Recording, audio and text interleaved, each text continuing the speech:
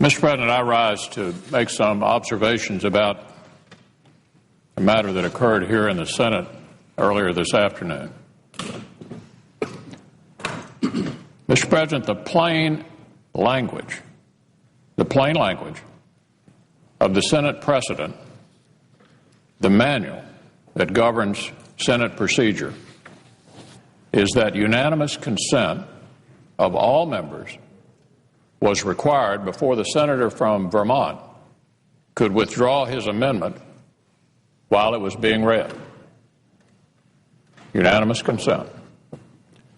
Earlier today, the majority somehow convinced the parliamentarian to break with the long-standing precedent and practice of the Senate in the reading of the bill.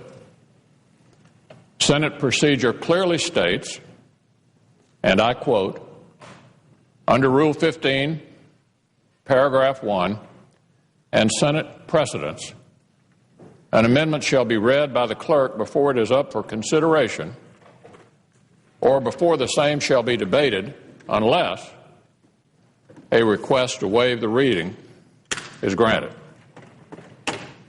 It goes on to state that, quote, the reading of which may not be dispensed with except by unanimous consent, and if the request is denied, the amendment must be read, and further interruptions are not in order.